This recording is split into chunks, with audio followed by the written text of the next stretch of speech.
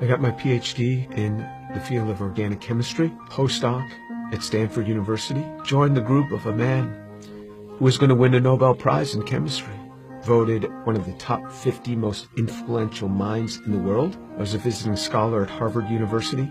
I've spoken at every major university in this country, have over 650 research publications, voted the R&D magazine Scientist of the Year. I'm in the National Academy of Inventors. I'm a member of the American Association for the Advancement of Science, over 120 patents, started 7 or 8 companies.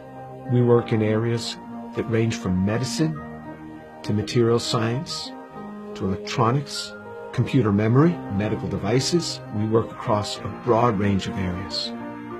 But more than any of that, what means the most to me is that I'm a Jew who believes that Jesus is the Messiah. I grew up just outside of New York City. I thought everybody was Jewish. I didn't even know that there was anything else. I had no particular interest in that, other than when all my friends were getting bar mitzvahed or bat mitzvahed, and then I would attend, of course, every week. There was never really any excitement for me. I remember once I even tried to talk to a rabbi. He just brushed me off. There was very little explanation for me. I remember when I went to college, I started meeting a number of people that said that they were born-again Christians, which was sort of an odd term. What's born again? What do you mean, born again? One person saw me in the laundry room. He said, "Do you mind if I give you an illustration of the gospel?" And I remember we sat there, and he actually started to draw a picture. A cliff with a man on one side, and he drew a little man, and then another cliff with God on the other side, and a big chasm in between that he labeled with sin. I looked at him, I said, "I'm not a sinner.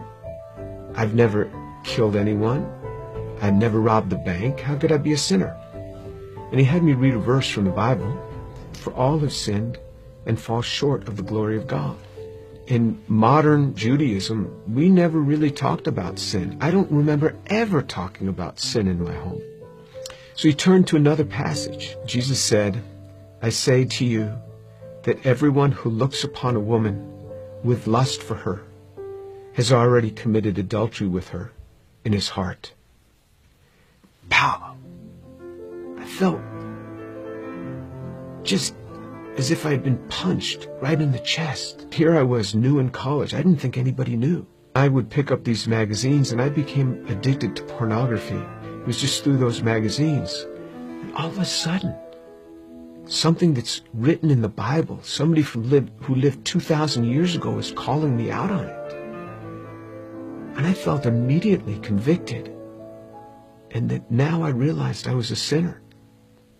When I read in the scriptures what sin is, then I knew I was a sinner. How am I going to get to God? We Jews know this better than anyone else.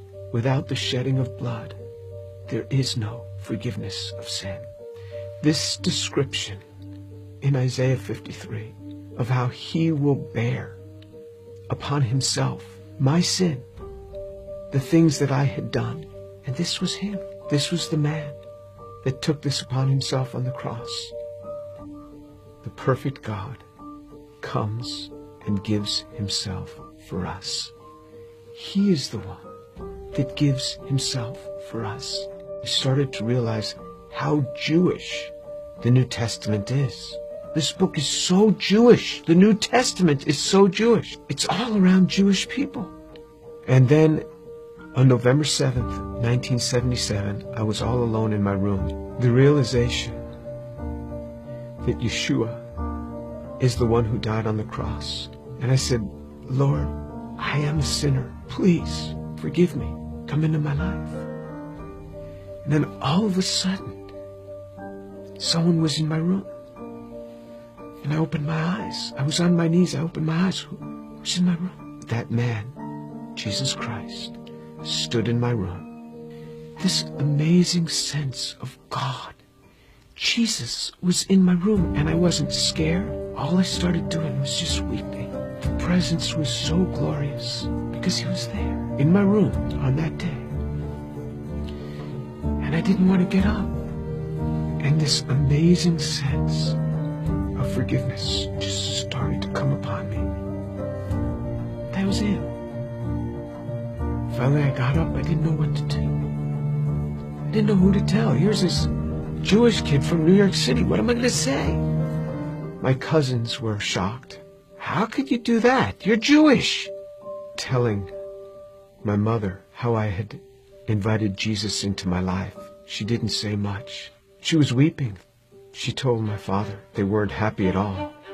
And she said, I don't blame them for killing Jesus after the things that he said.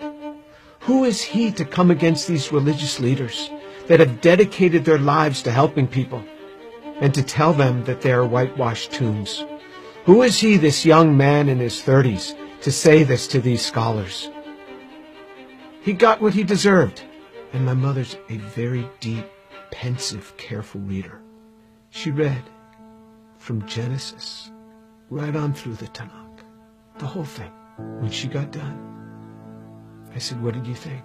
She said, God warned us over and over again.